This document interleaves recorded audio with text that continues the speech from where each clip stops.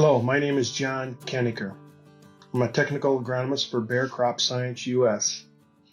I'm going to attempt to give you a very brief instructional description on a video on how to collect adult corn rootworm beetles using a cordless shop vac in the field.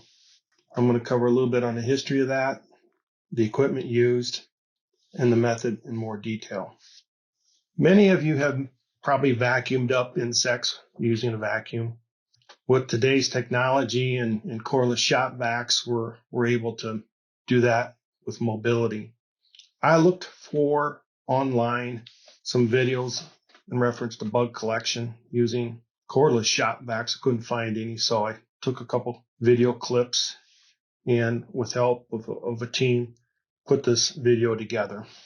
If they're hard-shelled bodies, you can collect some of these insects, or in this case, beetles, fairly easy. If you remember the multicolored Asian lady beetles, those numbers were pretty high, and they got in our house, especially when soybean aphid numbers were high. They're predators to the aphids and consume those, and our numbers got extremely high. And a lot of people would vacuum with house vacuums. With today's technology and cordless shop vacs, we can use those to collect insects in the field.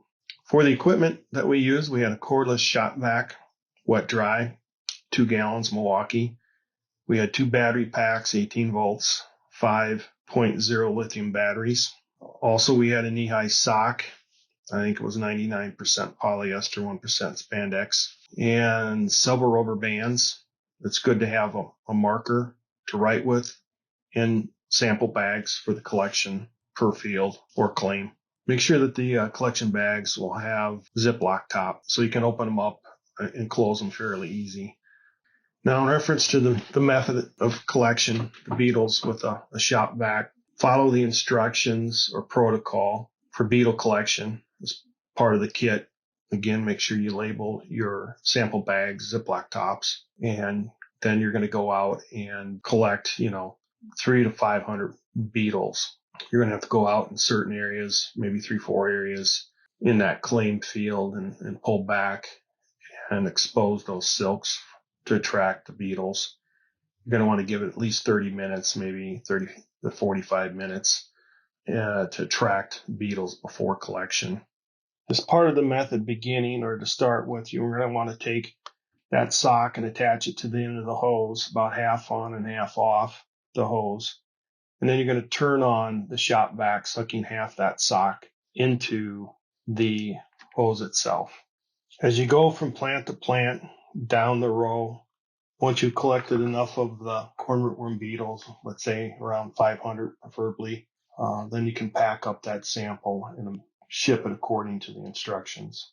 As the shop vac is running, make sure that the exhaust is blowing behind you so you're moving forward collecting the beetle samples. Start towards the bottom leaves, whatever, maybe we'll say the ear leaves, the ear, and move upward. Beetles will tend to, especially if they're pregnant, tend to fall back on a leaf down below or jump off kind of backwards and fall to the next leaf. So work your way kind of up the plant, you might say, collecting the beetles, kind of up the ear, reaching to the tip and sucking the beetles off. Keep your eyes peeled. They'll be on the back side of the leaf, often in the shade, sometimes on the top of the leaf too, and work your way up that plant.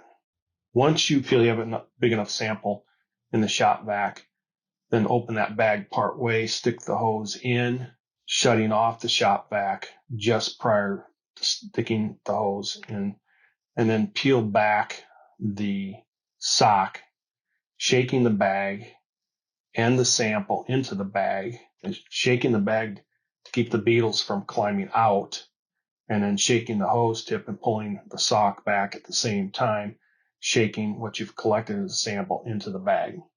Again, making sure that that bag's labeled prior. It takes a team to put something even this simple together. I'd like to thank Steve Buss. As you've seen in the video, that was Steve from Randolph, Wisconsin, Williams Ag Service, running the vacuum. Between Steve and myself, we've kind of refined the protocols to the sampling method.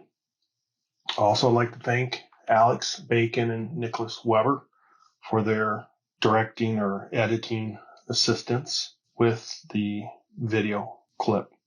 I hope that you find this short instructional video clip helpful and useful as you go to the field and collect insect samples. Thank you.